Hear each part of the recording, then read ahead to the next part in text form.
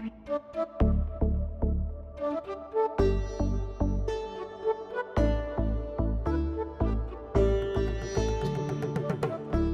हर कोई करता है और हर कोई ये चाहता है जो प्रेम करे वो अपने उस प्रेम को विवाह के अंदर परिवर्तित कर दे।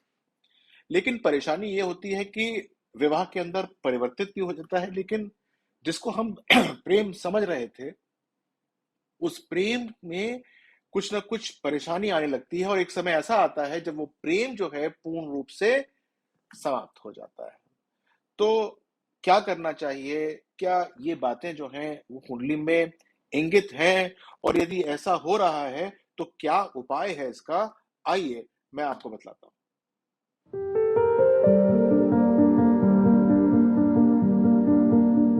मैं हूँ डॉक्टर विनय बजरंगी और मैं आज आपको वो कुछ ऐसे टोटके बताऊंगा जिससे कि प्रेम यदि समाप्त हो गया है तो वो दोबारा आ जाए। और दूसरी बात यह है कि वो कुछ तरीके जो कुंडली के अंदर लिखे होते हैं और शायद आपको पता नहीं है कि वो पढ़े जा सकते हैं, उसके बारे में बताऊंगा। तो सबसे पहले तो ये समझ लीजिए कि आपका जिससे प्रेम हुआ है वो एक ना एक दिन जो है वो बहुत हल्का पड़ने वाला है। लेकिन अच्छी बात यह है कि हम इसकी म्याद या इसकी अवधि को पढ़ सकते हैं। यदि मान लीजिए कि ये साल 2 साल में समाप्त होने वाला है तो इसको ब्याह के अंदर यानी कि विवाह के अंदर बदलना नहीं चाहिए। लेकिन यदि इसकी अवधि लंबी है तो निसंदेह हम इसको जो है विवाह में परिवर्तित कर सकते हैं। और साथ में एक बहुत इंपॉर्टेंट बात यह है कि इसको पढ़ना जो है वो हर एक व्यक्ति के बस की बात नहीं है। मैं डॉक्टर विनय बजरंगी आपको बतलाऊंगा कि इसको पढ़ा आखिर किस प्रकार से जाता है। आइए चर्चा को करते हैं, लेकिन यहां पर आपको फिर बतलाऊंगा कि एक ऐसा टोटका होता है जिसको यदि आप कर लें तो वो जो प्रेम टूट गया है या भंग हो गया है वो दोबारा आना आरंभ हो जाता है।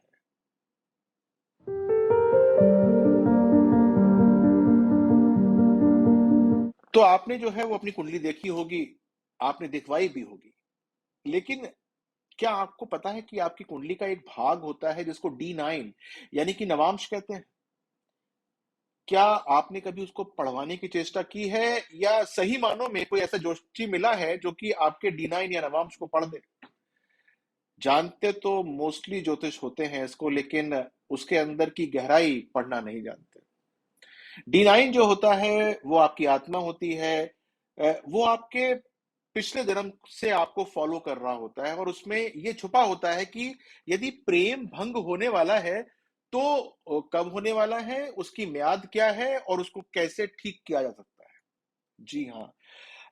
मैंने देखा कि बहुत सारे ज्योतिषी जो हैं वो D9 चार्ट तो साथ में रखते हैं, लेकिन वो इतनी बारीकता के साथ या इतनी गहराई के साथ जो है वो D9 को पढ़ना नहीं जानते हैं।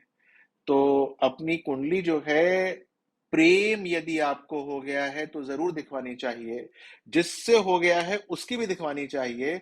और सबसे पहले ये सुनिश्चित कर लेना चाहिए कि ये जो प्रेम हुआ है ये कुछ समय चलेगा अथवा नहीं।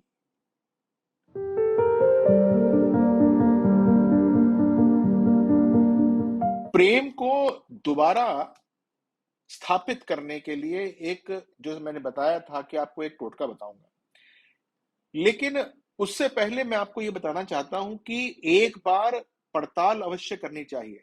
देखिए, एक ज्योतिषी जिसको D9 अच्छी तरीके से पढ़ना आता है वो तो खैर उसको पढ़ ही लेगा, लेकिन प्रेम जो है वो किस ढर्रे पे चल रहा है ये आप मेरी वेबसाइट पे जाकर भी पता लगा सकते हैं, क्योंकि वहां पर मैंने बहुत हद तक अपना ज्ञान जो है वो डिफरेंट डिफरेंट कैलकुलेटर्स के अंदर डाला हुआ है। तो आप उससे अपने चीजों को कैलकुलेट कर सकते हैं और जान सकते हैं कि प्रेम की अवधि होने कितनी वाली है। या फिर D9 चार्ट की समीक्षा एक बार D1 के कंपैरिजन में जरूर करा लीजिएगा ताकि लाभ अच्छी तरीके से हो जाए। और हाँ, अब जो है जिसके लिए आप उत्सुक थे, बेसब्रे थे कि आपको वो टोटका पता चल जाए जिससे कि जो प्रेम यदि भंग हो रहा है तो उसको रिकैप्चर कैसे किया जाए।